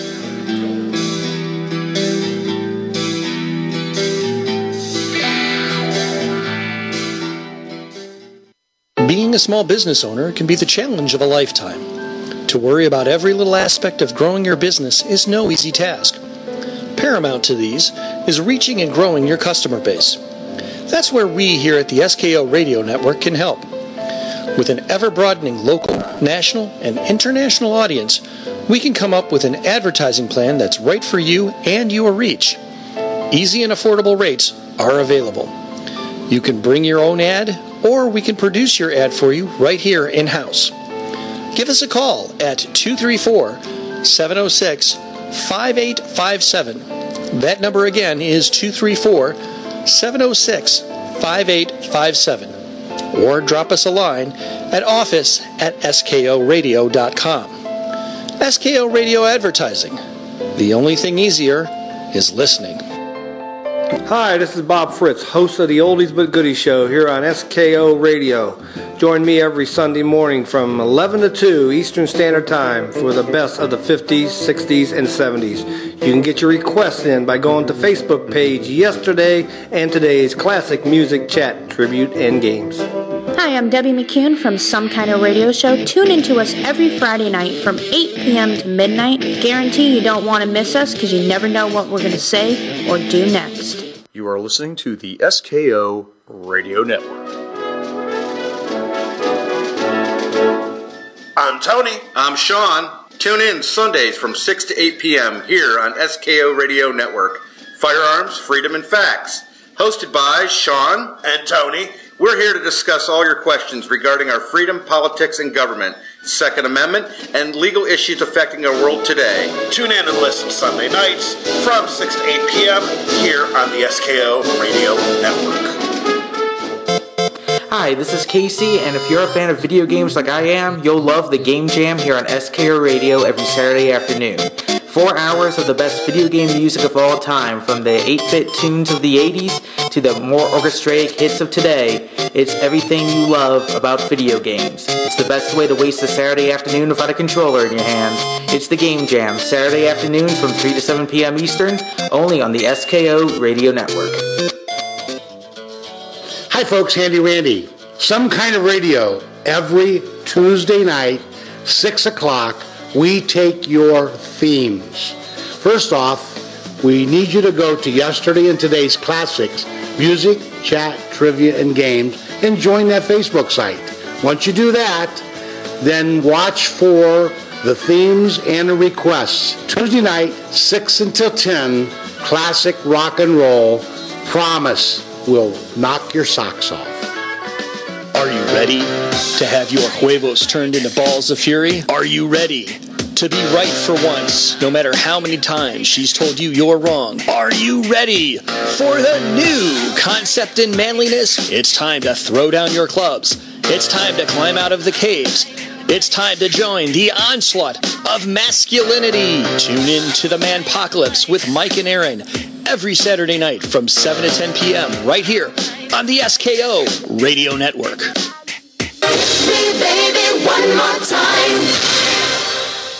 Welcome to the SKO Radio Network. You can find us online at skoradio.com.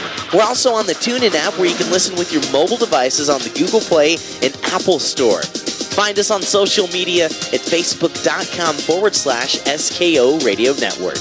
You're tuned to the SKO Radio Network. and online at skoradio.com. Hi, this is Stephanie Ost, your host of Throwback Thursdays here on the SKO Radio Network. I'm here to tell you to mark your calendar for October 5th, 6th, and 7th for the 30th Annual Norton Cider Festival being held at Columbia Woods Park in beautiful Norton, Ohio. Come and meet your favorite SKO radio personality at our SKO radio booth all 3 days of the event. This family-friendly event begins October 5th, Friday, at 5 p.m. and runs until 11 p.m. We hope to see you there. In the beginning, Pat created ham radio heaven. But somehow it just wasn't enough. Listeners wanted more.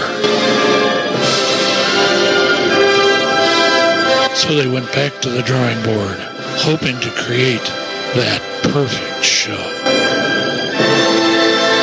Something's going to happen. What? What's going to happen? Something wonderful. Join Dale and I for Radioactive as we discuss technology and life in the world around us. That's Radioactive, 11 a.m. to 1 p.m. on Saturdays here on SKO.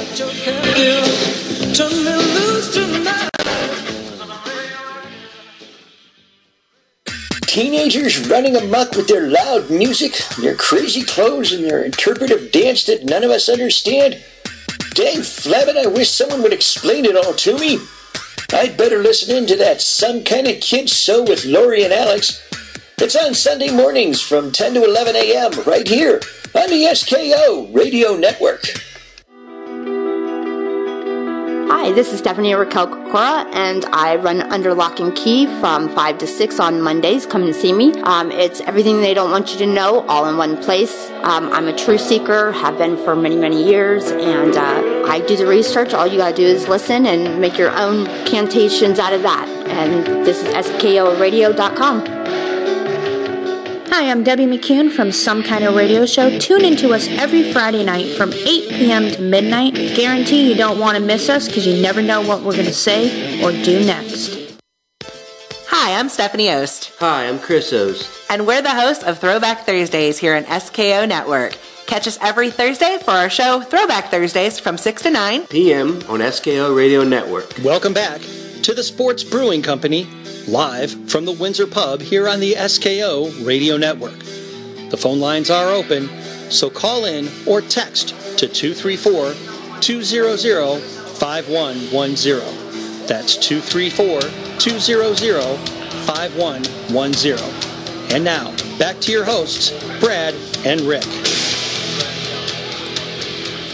Okay, welcome back, guys. Rick, so Akron had their marathon race over the weekend here. Yeah, I missed it. You didn't run this year? No, I took the year off. I took the year off before, too. And I'm planning on possibly taking next year off of it. I think I'm going to join you on that. But there is people who did run in it. There is a local guy who won it. I don't know who he is, but his name's Israel Merkel. He won the men's division in 2 hours, 26 minutes, and 25 seconds. That's 26 miles, 26.2 miles. That's a long run. Yeah. The female won it. She's also from Ohio. She's from the Mansfield area. Her name is Grace McCarran. She ran it in 2 hours, 51 minutes, 11 seconds. The interesting thing about her is that she finished third last year. Her sister won the race last year. So you can't take anything away from marathon running as a sport. That's a grueling sport. It is. You against yourself. I mean, it's a battle of will, and that's just I give it up to them. But that's why I said next year I'll be on my couch while they're running again. Right. You'll have your own endurance about eating the chips or drinking the pop. I'll try to do 26 shots in 2 hours and 26 minutes. Yeah, that's a pretty good marathon to run there. I want to give a quick shout out to Aaron Henry. I met him Friday. He ran in the race on Saturday morning. Yes, his name's Aaron Henry. He is named after Henry Aaron. He's from Lakewood, Ohio, so a big shout out to him. Very nice meeting him. Very nice guy. Rick, we got a quick mini here. I just want to touch on the MVP for baseball and Cy Young. The MVP race, I think, is pretty easy in the American League. There was a race for a long time. Oh, the first half of the season, the Indians players had 2 of them that I thought were a lock. I mean, Ramirez and Lindor's numbers were nuts. You could only have one. I know, but Lindor and Ramirez, their numbers were crazy the first half of the season. Yeah. Ramirez fell off a little bit more than Lindor, but I don't think either one of them have a shot at it. Ramirez has had really a bad 6 weeks, at least. And he had a great year. But I think the AL MVP is going to be Mookie Betts from Boston. Martinez, his teammate, is going to probably finish second. But give me Betts. Betts led the league in average and WAR. And also he's a 30-30 guy. Give me the athlete who is a better all-round player. I think he deserves it. National League, it's not really clear-cut. Like, nobody stood out. But I would go with Christian Yelich out of Milwaukee. Phenomenal year. He almost won a Triple Crown, Rick. Almost won it. He led the league in hitting at 323. Finished second in RBIs. And second in home runs. That's a hell of a year. That's a hell of a year. So I think he's going to be your winner, but it's going to be close. And then your Cy Youngs, American League. Cleveland has a couple of guys that are going to get votes. Same with Houston. But give me Blake Snell out of Tampa Bay. Oh, it's interesting with the Cy Young. I think Kluber still has a shot. I do too. I think there's a lot of guys going to get votes. You know what's amazing about Kluber having a shot? And I'm sorry for the interruption, guys. This business stuff has to take place. But if Kluber wins the Cy Young, he wasn't even the best pitcher on the Indians this year. He wasn't. Bauer was the best pitcher on the Indians, and because he missed too much time. Yeah, Kluber's the only one with the shot to get it. Bauer, he'll get some votes, but he's not going to win it because he did miss time. Blake Snell, the reason I'm taking him, he went 21-5, led the league in ERA and wins. Also led the league in WAR, or he led the pitchers in WAR. And I know a lot of people knock the wins, and you got to hear my National League take to understand where I'm coming from. In the short run, wins aren't as important. I know it's an old school stat, but in the long run, the better pitchers tend to win more games. Just look at who's winning 300 games, and you can't argue about, in the long run, who's winning games. I'll have that discussion with anybody who wants to discuss it with me. So here is, when you hear this, I'm talking about Blake Snell, my National League winner is Jacob deGrom for the Mets. He only won 10 games this year. But he was dominant. 1.70 ERA, led the league. Had an unbelievable WAR. It was second in WAR, second in strikeouts. And again, he only had 10 wins. Do you know deGrom only had one game where he allowed 4 runs all year? He kind of falls victim to what you see with Kluber a lot of time.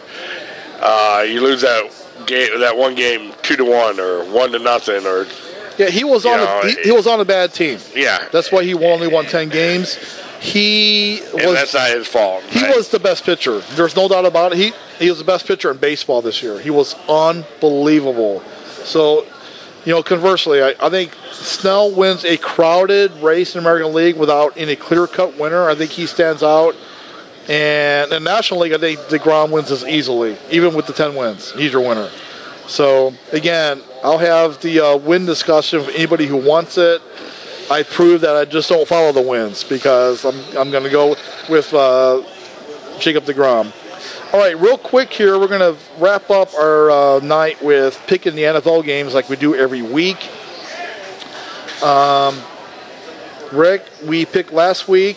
As we stand right now, we got a game in the balance. This game's been hard hitting. There's just a hit that was like, it was helmet to helmet. Dude should have been tossed. Yep.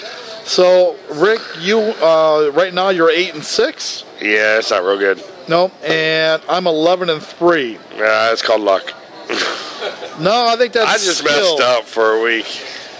Right, it was a bad week. Last week was rough. Nothing was working properly. I had to do it was just. Let's write it off to a bad week. That happens.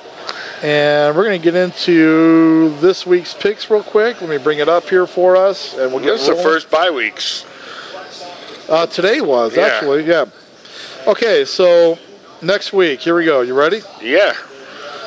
Indianapolis, New England. I'll go ahead and get started. Give me New England in that matchup. I just think they're too good, and they're gonna find a way to win that game at home. No problem. The only problem I have with New England is Gronk going to be healthy, because Gronk's a very important part of that offense. Belichick just looks like he's doing something weird in New England, like he's undermining or something. I don't know quite what's going on in New England. I don't have a lot of faith in New England.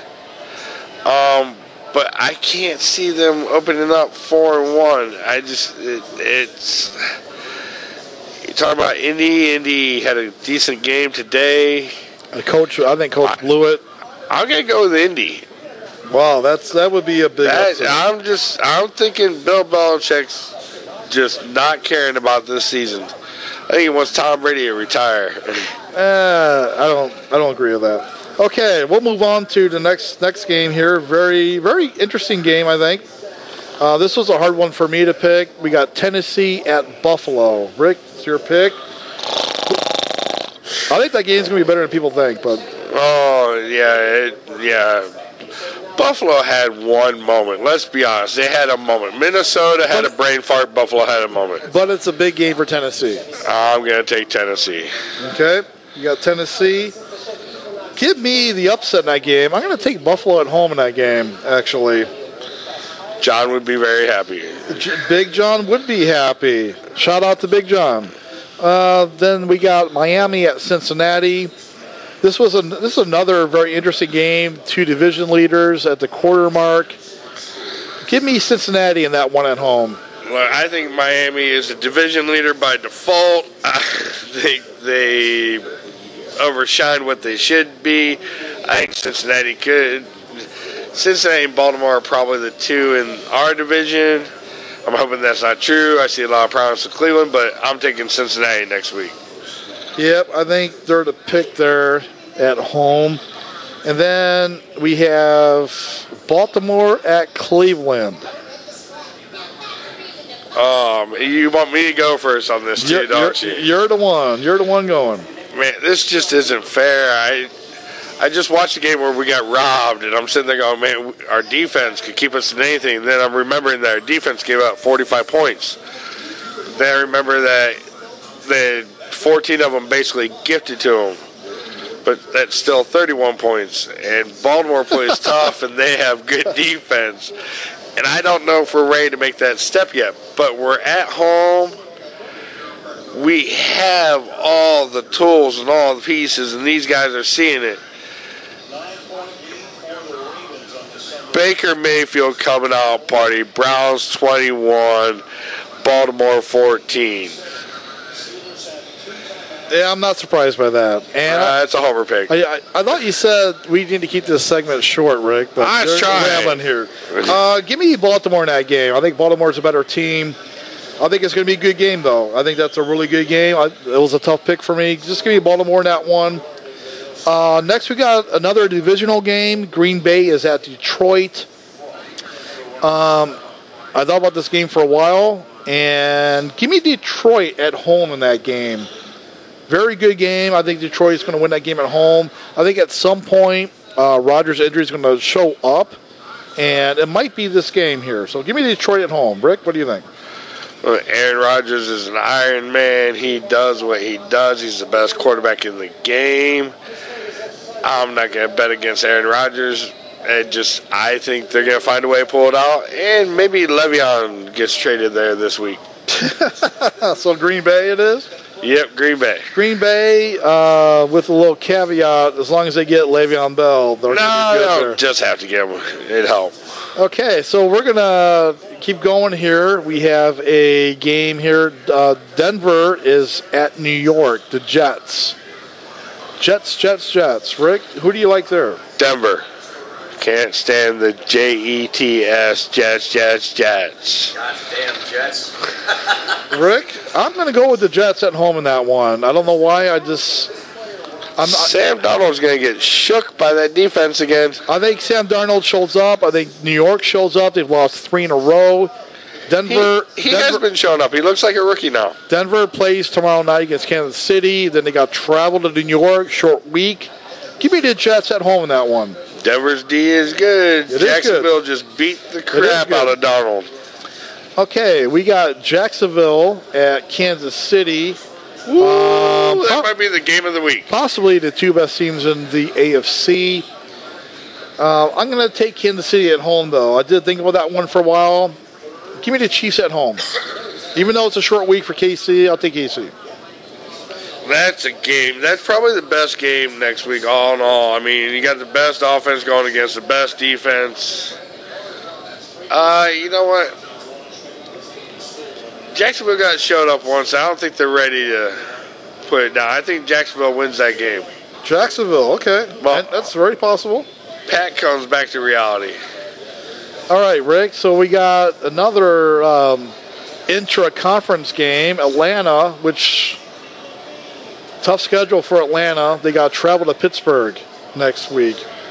Have you seen Pittsburgh play? Turn around. I have. It's about to be 32-14. So you're saying you're going to take Atlanta next week? Oh, yeah. This is the end of Pittsburgh's dynasty. And I love watching it. Yeah, I'm not surprised by that. Oh, gosh. Give me Pittsburgh at home next week. I don't think they're done yet. Not if he throws passes like that. Okay, then we have New York at Carolina. Give me Carolina at home in that one. I think that's actually a pretty easy one for them. I don't like the game. New York's New York. But I'll take Carolina all day long. They have more talent. Yeah, they're the better team. Their quarterback's younger. He actually cares more. So then we have the Battle of the LAs. Oakland is at the Chargers. See, this is a crock. They should not have 2 teams. That should be a whole segment about how they don't deserve to have 2 teams. It was the Rams, but Oakland, I'm still putting in that category. I know they're in Oakland, but Raiders at Chargers. Raiders at Chargers. No, I mean, the LA still has another team, too. Oh, yeah, no. I was kind of making a joke, but Raiders got lucky today. The officials kind of helped them out. I agree. So I don't think they have any money left to spend on paying off officials. So I'll take Chargers? Yeah, Chargers. Yeah, I got the Chargers there, too. I think they're better. I like them at home. Okay, we're going to finish up here. We got Minnesota at Philadelphia. Minnesota has had a brutal schedule. Philly's falling apart, too. Well, they blew that game today.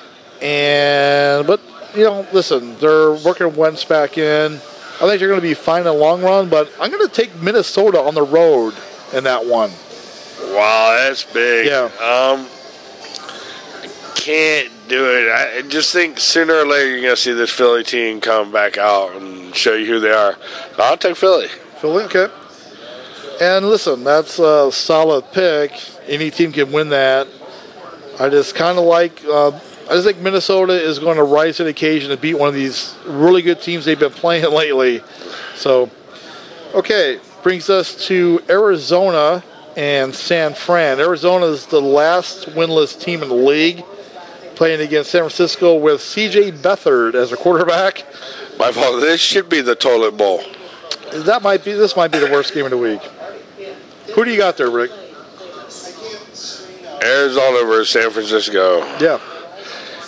I don't care. I mean, I wouldn't even bet this game. I wouldn't look at this game. I'm betting the under, and I'm thinking the game's going to suck. No, I'll take Arizona. It's just not going to be a good game. Yeah, this was a hard one for me to pick. I'm going to take San Fran, mainly because they're at home. And I think Shanahan's doing a good job there, but this game could go either way. I'm going to take San Fran, though, at home. A really good game here in the NFC West. We have the Rams at Seattle. And I think the Rams they're going to keep rolling at this point. I think Seattle is flawed. They are capable of winning this game, but I think the Rams are just too good on both sides of the ball where they can make mistakes and still win. Give me the Rams on the road. I mean, I'll answer that short and sweet. I agree with you. As far as that goes, the Rams, I definitely agree with. Something's happened in Seattle. Ever since that last Super Bowl, they're just not that team. They're missing something. Well, they're not as good defensively, for starters. And they're not as good offensively. Right. I mean, they went out and tried to get Jimmy Graham, and that didn't work out. Right. I mean, is Wilson the quarterback, or is he a quarterback of the future, or was he just a stopgap and he won them a Super Bowl? He's definitely not a stopgap. He's a really good quarterback. They need to up the talent. The team got a little bit old, and I remember when they started looking bad was when the running game went down. I mean, they lost Marshawn Lynch, and all of a sudden Russell Wilson doesn't look like God back there anymore. He's still making plays. He just needs help around him, really. And the defense, is not great. They struggled to win that game today on the road at Arizona. So yeah. Okay, so that brings us to Sunday night. We have Dallas at Houston. Rick, I like Houston. Give me Houston at home. I think they're going to string a few wins together here. I think they're going to get this one at home. I think they're better than Dallas. I kind of like...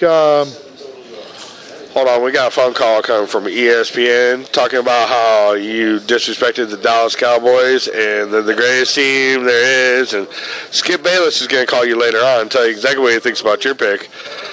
I would welcome that call from Skip Bayless.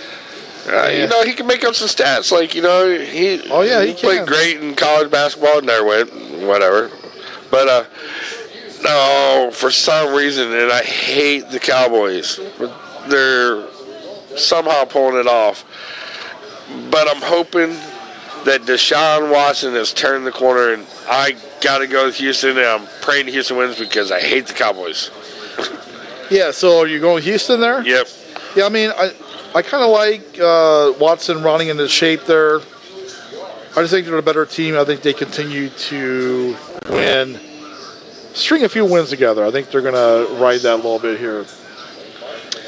And then the last game is Monday night is, I just lost my page, is Washington and New Orleans. Washington, New Orleans. Yep. That ought to be a really good game. Should be a really good game. But you know what? I got to go with New Orleans. I think they're going to hit their stride. New Orleans got to make a run. Yeah, I like New Orleans there too. Mainly, listen, I want to make sure here because I did lose my page. I think they're at home. Let me just double check here, Rick, real quick. Let me click in here. My computer is not cooperating. Here we go. Yeah, so the Monday night game next week. Well, Here we go. Yeah, Washington's on the road at New Orleans. Washington's coming off a bye. New Orleans doesn't lose at home. Yeah, New Orleans is 3-1. I just think New Orleans is better. I thought that was a pretty good win on the road today, actually. Yeah. I mean, yeah, it was the Giants, but they won that pretty comfortably. I thought Kamara looked really good. And there's too many weapons there, for Washington. So, yeah, give me New Orleans there. Rick, is there anything you want to add here? Anything going on here at the Windsor tonight or in the future you want to talk about? I'll tell you what, it's been a great week. I am tired. I've been here all day. I've been bartending, serving food. We have a buffet that goes on for the Browns games. I'm going back to work now. As soon as we're done with this, it's been a great time doing the show. It's a lot of fun. I love talking sports, and sad thing right now is the only thing I want is to watch Pittsburgh. But On the other hand, they're losing, so it does make my day a little bit happier.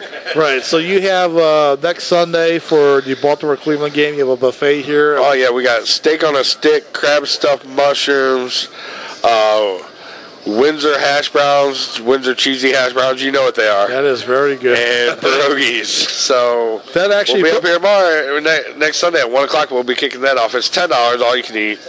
That's a great deal. Yeah, those cheesy hash browns put me down one night. They were that good. I ate too much of them. Yeah. You remember that night? 2 plates. Yep. Of just hash browns. Heaping plates. That was unbelievable. And then, of course, we'll be here next Sunday night as well. We start at 9:30, and we sit right back here in the back bar. It's completely redone. It's gorgeous back here. And so this wraps up our show for tonight. We had a great time. You guys feel free to call in and text. Next week. Hit us up on Facebook. Yes. And we also archive on the YouTube. We have our YouTube channel, SKO Radio. And then we do rebroadcast this show on Wednesday nights at 9 o'clock. Okay? We had a great time. Thanks for you guys for tuning in, and we'll catch you next week. Yep. Go Browns.